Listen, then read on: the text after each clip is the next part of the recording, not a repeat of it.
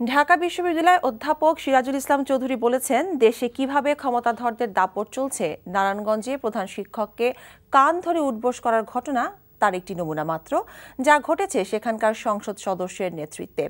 আরেক প্রবীণ শিক্ষক সৈয়দ আনোয়ার হোসেন মনে করেন, সমাজে এখন মূর্খদের রাজত্ব চলছে, জ্ঞানী শিক্ষকরা তাই অসহায়। বিস্তারিত আশিকুর রহমান চৌধুরীর রিপোর্টে। দার্শনিক এরিস্টটল মনে করতেন, একজন শিক্ষকের সম্মান জন্মদাতার চেয়েও বেশি। কেননা একজন জন্মদাতা একটি জীবনের জন্ম দেন, আর একজন শিক্ষক সেই জীবনকে তার জ্ঞান দিয়ে সুন্দরভাবে সাজিয়ে তোলেন। এতটা সম্মান যে শিক্ষকের প্রাপ্য, সেই শিক্ষককে কতটা অসম্মান করা যায় সেটাই যেন জানান দিয়েছে নারায়ণগঞ্জের প্রধান শিক্ষককে কান ধরে উঠবোস করার ঘটনা, যার নেতৃত্বে ছিলেন খোদ স্থানীয় সংসদ সদস্য। অবশ্য এরকম ঘটনা যে দেখা লাগবে সেটা অনেক আগেই কিছু সমাজের জন্য অনুমান করেছিলেন কবি ও দার্শনিক শেখ সাদী। শেখ সাদী একবার বলেছিলেন যে পৃথিবীতে এমন একটা সময় আসবে যখন জ্ঞানী ব্যক্তিরা তাদের জ্ঞানের জন্য দুঃখ করবেন আর মূর্খরা উল্লম্ঘন করবে। আমার মনে হয় সেদিনের ওই ভিডিও ফুটেজ থেকে আমার মনে হলো যে ব্যাপারটা তাই হয়ে গেছে। বাংলাদেশ এখন শেখ সাদীর বর্ণিত সেই সমাজ।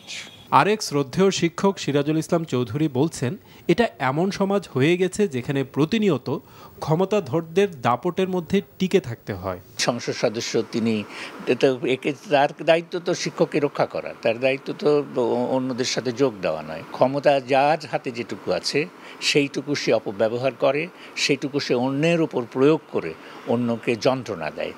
যে ক্ষমতার যে যন্ত্রণা সহ্য করতে হচ্ছে মানুষকে, সেইটা কিন্তু সংঘর্ষের দিকে আমাদেরকে ঠেলে দিচ্ছে। শিক্ষককে অপমানের প্রতিবাদ কোন ভাষায় করা যেতে পারে সেটা বুঝতে না পেরে হয়তো এখন অনেকে নিজেরাই কান ধরে প্রতিবাদ জানাচ্ছেন।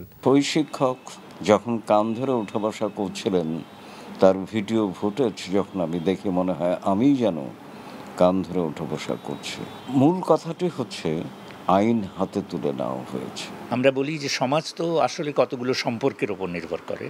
সেই সম্পর্ক, এটা একটা সম্পর্ক যেখানে শিক্ষকের সাথে সমাজের সম্পর্ক, এবং সেইখানে শিক্ষক যখন নিগৃহীত হন তখন বুঝতে হবে যে এই ক্ষমতার একটা এই প্রয়োগ হচ্ছে, খারাপ প্রয়োগ হচ্ছে, এবং এইটা আমরা পরিবর্তন করতে পারিনি। আমরা রাষ্ট্রকে স্বাধীন করেছি, ব্রিটিশ চলে গেছে, পাকিস্তানিরা চলে গেছে, আজকে স্বাধীন বাংলাদেশেও সামাজিক সম্পর্কগুলো আগের মতনই রয়েছে, বলা যায় আগের চেয়ে খারাপ হয়েছে।